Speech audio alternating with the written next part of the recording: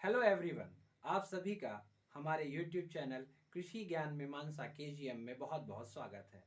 आज हमारी चर्चा का विषय फसल रोग सुरक्षा के लिए उपयोग में लाए जाने वाले असरदार एवं किफ़ायती उपाय बोडो मिक्सचर के बारे में है। इसके निर्माण एवं उपयोग के समय किन बातों का ध्यान रखना अति आवश्यक है, इस पर भी हम चर्चा करेंगे। तो बने रहिए वीडियो के अंत तक संपूर्ण जानकारी को प्राप्त करने के लिए। तो आइए जानें बोडो मिक्सचर से जुड़ी कुछ बातें। अभी जो हम बोडो मिक्सचर की बात कर रहे हैं, यह हम 1% की सांद्रता वाले बोडो मिक्सचर की किस प्रकार से निर्माण की विधि है और निर्माण के समय किन बातों पर ध्यान रखना चाहिए, उस पर चर्चा करेंगे। उससे पहले हम कुछ इससे जुड़ी हुई महत्वपूर्ण बातों के बारे में भी जान लें। पहली चीज ये जो है, जो बोडो मिक्सचर है, यह एक फफूंदी नाशक है। फफूंदी नाशक अर्थात यह फंगस या कवक को ही नियंत्रित करता है। अर्थात जो बीमारी पौधों में कवक के द्वारा उत्पन्न हो रही है, उनको नियंत्रित करने में यह बहुत कारगर है। जो दूसरी इसकी जुड़ी महत्वपूर्ण बात है, वह है इसके इतिहास को यदि हम देखें तो वर्ष 1882 में इसके निर्माण की खोज हुई और इसको मिलारडेट नामक वैज्ञानिक ने सर्वप्रथम बताया। और इसका जो उपयोग है वह डाउनी मिल्ड्यू डिसीज अर्थात डाउनी मिल्ड्यू बीमारी, जो मुख्य रूप से ग्रेप अर्थात अंगूर की फसल में आती है, उसके नियंत्रण में इसका सर्वप्रथम उपयोग पाया गया। अब हम बात करते हैं इसके निर्माण से जुड़े तथ्यों के बारे में।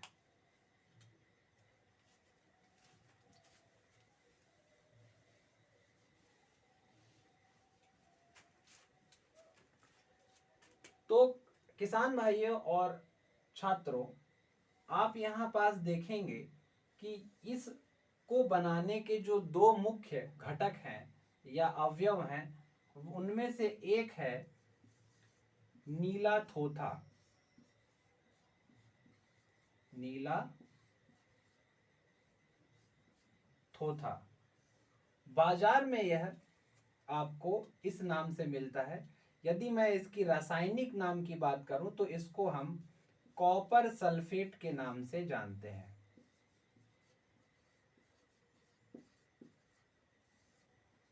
CuSO4। दूसरे घटक की जो मैं बात कर रहा हूं, वह सामान्य चूना जो घरों में इस्तेमाल किया जाता है पुताई के कार्य के लिए, उसको हम इसमें लेते हैं। चूने का पानी बेसिकली इसमें हम इस्तेमाल करते हैं, तो उसको हम बोलते हैं इंग्लिश में स्लैग्ड लाइम।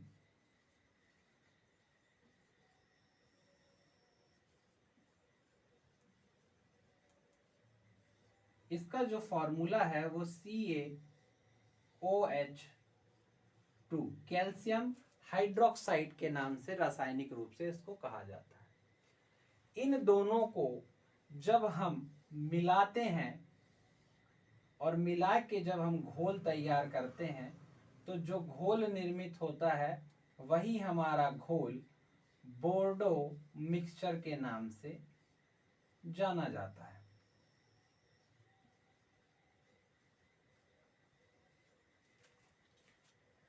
अब इसके मिश्रण में कितनी मात्रा में हमको नीला थोथा और कितनी मात्रा में चूना लेना होता है, इसके बारे में हम आपको बताते हैं।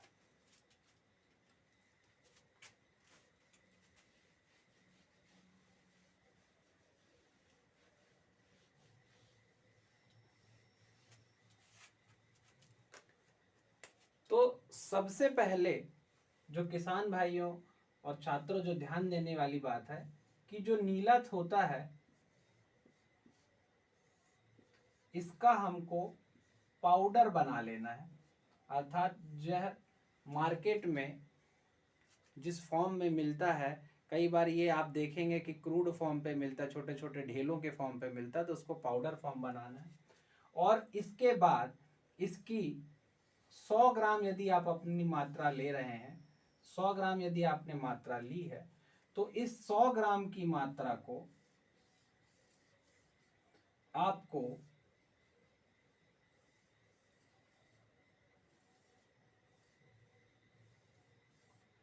500 ml अर्थात आधा लीटर जल की मात्रा में घोल देना है। यह कार्य आप रात्रि के समय करेंगे तो ज्यादा बेहतर होगा। अर्थात इस पाउडर को आप 100 ग्राम नीला थोता का पाउडर लेके उसको आप 500 ml जल की मात्रा अर्थात पानी की मात्रा में डालकर रात भर के लिए छोड़ दें। यह लगभग जिस तरीके का मिट्टी का तेल, जिसको हम केरोसिन ऑयल कहते हैं, उसी के प्रकार आपको यह दिखाई देने लगेगा जब नीला थोता पूर्ण रूप से पानी में घुल जाएगा। इसके बाद में जब आप इसको यह पूर्ण रूप से घुल जाता है तो किसी भी साफ कपड़े से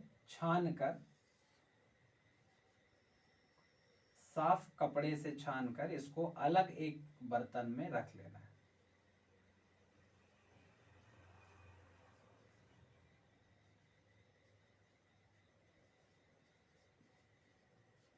और इस बर्तन में इसको रख लेना है। अब जो किसान भाइयों ध्यान रखने की जो बहुत महत्वपूर्ण बात वह है कि ये जो बर्तन हैं, बर्तन आपको कभी भी किसी भी बर्तन में नहीं, सिर्फ मिट्टी या प्लास्टिक के पात्र का ही इस्तेमाल करना है। अर्थात प्लास्टिक या मिट्टी के ही बर्तन का इस्तेमाल करना है। कारण उसका यह है कि इसमें जो कॉपर सल्फेट होता है, जो अभी हमने आपको बताया कॉपर सल्फेट, यह जो कॉपर है वह धातु के बर्तन के साथ में अभिक्रिया करता है और अभिक्रिया करके उसमें जंग का निर्माण करना प्रारंभ कर देता है। तो यह जो प्रक्रिया है, इसमें जो बर्तन का जो चुनाव करना है वह बर्तन कौन से होंगे? बर्तन मिट्टी या प्लास्टिक के होंगे। यह बात आपको पूरी प्रक्रिया के दौरान भी ध्यान में रखना है। अब आप यहाँ पास ये आपका कॉपर सल्फेट नीला थोता का 500 ml का घोल तैयार हो गया। इस घोल को आपको अलग एक बर्तन में अच्छे से रखना है। अब हम इसके दूसरे घटक या दूसरे अवयव की बात करें। जो हमारा दूसरा अवयव है वह है चूना। इसका निर्माण कैसे करना है यह भी अभी आपको मैं बता देता हूं। इसमें भी आपको समान प्रक्रिया का इस्तेमाल करना है। जो हमारा दूसरा घटक है चूना, इसकी भी 100 ग्राम की मात्रा आपको किसी भी प्लास्टिक या मिट्टी के बर्तन, जिसमें हम घड़े को इस्तेमाल कर सकते हैं, उसमें 500 ml अर्थात आधा लीटर जल की मात्रा में डाल देना। जो 500 ml आपका पानी है उसमें आप 100 ग्राम चूना डाल के रात भर के लिए छोड़ देंगे। अगली सुबह पुनः आप एक साफ प्लास्टिक के पात्र में या बर्तन में या मिट्टी में इसको कपड़े से छान लेंगे।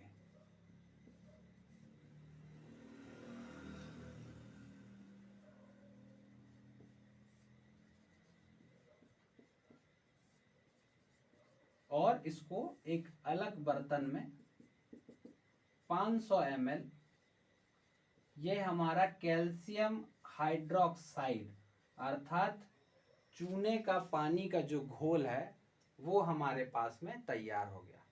तो आपने देखा अभी कि हमारे पास 500 ml नीला थोता कॉपर सल्फेट का घोल तैयार हो गया और 500 ml हमारा कैल्शियम हाइड्रोक्साइड, जिसको हम बोलते हैं चूना पानी, इसका घोल जो है तैयार हो गया।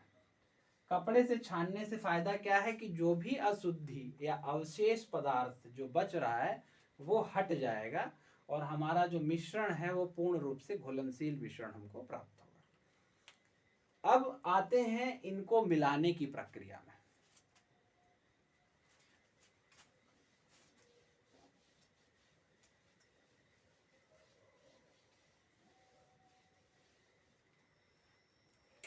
तो इनके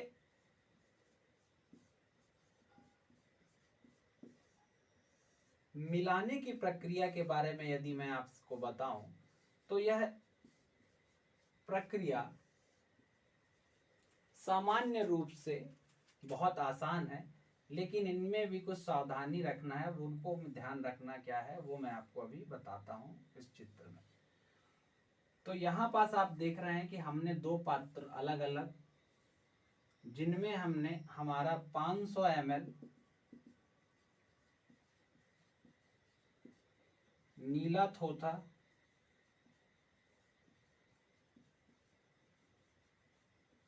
इसका घोल, 500 ml चूना पानी का घोल,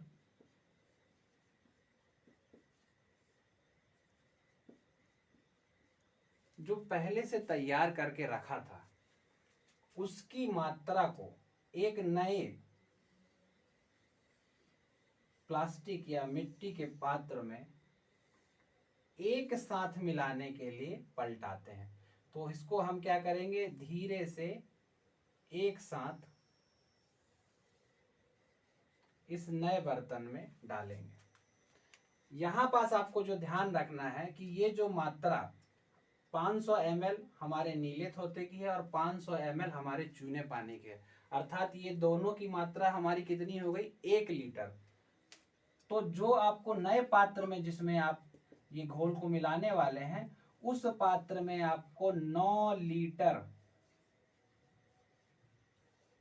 साफ पानी की मात्रा लेना है। साफ पानी या साफ जल की मात्रा 9 लीटर इसमें आपको पहले से भर के रखनी है। इस प्रकार ये डालने की प्रक्रिया में आपको यह ध्यान रखना है कि कोई भी एक लकड़ी आप ऐसे इस पात्र से टिका दें और उसके साथ एक साथ धार बनाते हुए दोनों पात्रों को एक धार से मिलाते हुए इस पात्र में डालें। इस प्रकार टोटल आपके पास में 10 लीटर का घोल तैयार होगा, जो 1% सांद्रता वाला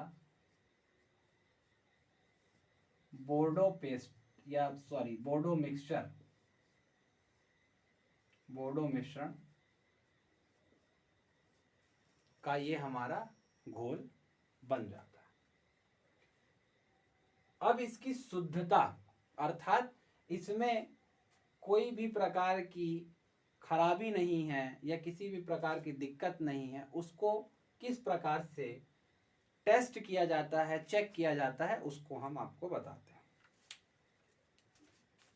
तो कृषक मित्रों और छात्रों, इसमें ध्यान देने जो वाली बात है कि इसके टेस्ट की बहुत सारी विधियां हैं, लेकिन जो प्रमुख रूप से सबसे ज्यादा उपयोग में आने वाली विधि है उसकी हम बात करेंगे। तो यहां पास हम बात करेंगे शुद्धता की जांच। ये अति आवश्यक इसलिए भी है, यदि हम इस जांच को ना करें या इस जांच को हम छोड़ दें तो इसका दुष्प्रभाव क्या हो सकता है कि जब भी हम इसको पौधों पर इस्तेमाल करेंगे तो पौधों के ऊपर में यह फाइटोटॉक्सिक इफेक्ट को दर्शाएगा।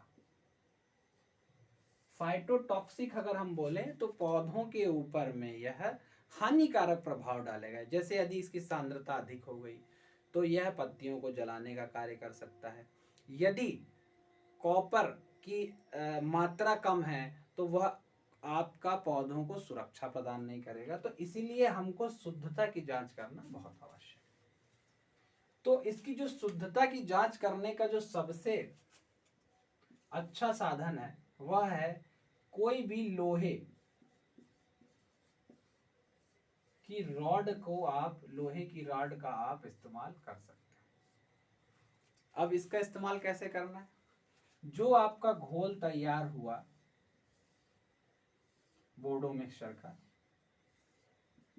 उसमें आपको गैल्वेनाइज्ड, जैसे आजकल आपने घरों में देखा है कि जो पाइप का इस्तेमाल होता है लोहे के पाइप का जिसमें पानी वगैरह के लिए, उसका कोई टुकड़ा आप इस्तेमाल कर सकते हैं। या वो नहीं है तो आप अपने घरों में चाकू का इस्तेमाल कर सकते हैं, लोहे के कील का इस्तेमाल कर सकते हैं। उसमें आपको उस लोहे के छड़ को या लोहे के कोई भी जो आप पदार्थ का इस्तेमाल कर रहे हो उसको 10 मिनट या 5 मिनट, सामान्य रूप से 5 मिनट के अंदर में भी यह जो आपका रिजल्ट दिखा देता है।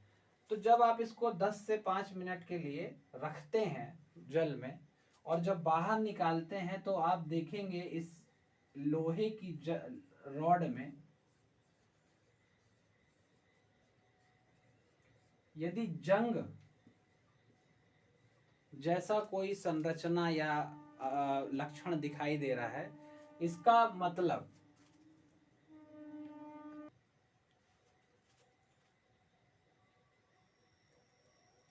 जब आप लोहे की रॉड को बाहर निकाल के देखते हैं और आप देखते हैं यदि इसमें कोई जंग जैसी संरचना या जंग लगा हुआ ऐसा दिखाई दे रहा है, इसका अर्थात या इसका मतलब यह है कि इसमें इस घोल में कॉपर सल्फेट अर्थात नीला थोथा की अधिक मात्रा, उसको कम करने के लिए या इसको हम कहते हैं पीएच को मेंटेन करने के लिए हम इसमें कुछ मात्रा में फिर से चूना पानी अर्थात कैल्शियम हाइड्रोक्साइड की मात्रा को डालते हैं, ऐड करते हैं। और जब आप यह दोबारा कील डालते हैं, लोहे की रॉड डालते हैं और उसमें किसी भी प्रकार से कोई जंग नहीं लगती है, इसका मतलब आपका जो बोर्डो मिक्सचर बना है वो सुरक्षित है, वो फाइटोटॉक्सिक इफेक्ट उसमें नहीं है, वो सही है।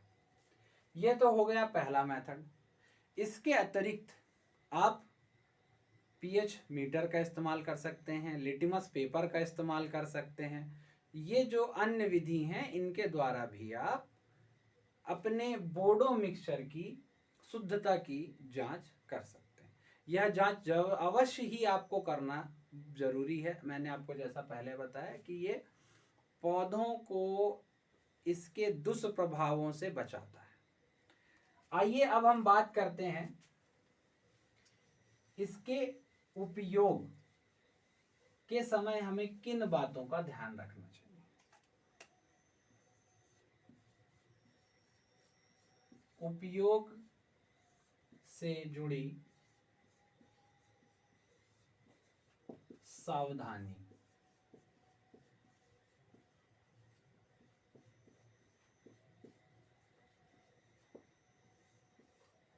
तो इसमें इससे जुड़ी जो सावधानियां हैं वह बेसिकली इससे निर्माण से संबंधित है।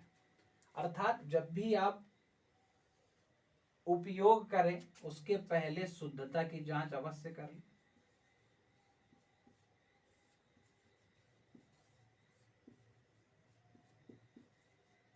दूसरी जो बात है वह यह है कि इसका उपयोग जब भी किसान भाई करना चाहते हैं तभी इसका निर्माण करें।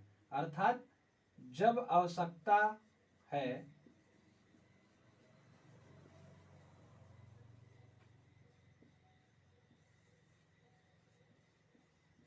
तब ही निर्माण करना है, तब ही निर्माण करना है। इसका भी कारण यह है कि इसको हम अधिक समय तक संरक्षित करके नहीं रख सकते। इसीलिए सामान्य रूप से यदि आपको इस्तेमाल करना है तो आप जो है इसको उसी दिन या उसके अगले दिन उपयोग में लाने के लिए बनाएं और उतनी ही मात्रा में बनाएं जितनी मात्रा में आपको आवश्यक है। इसके बाद यदि हम जो अगली बात करें उपयोग से इसको किसी भी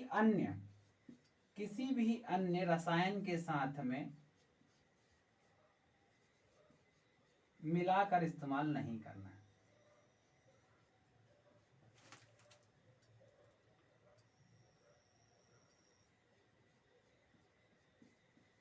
किसी भी अन्य रासायनिक दवा के साथ में उपयोग नहीं करना।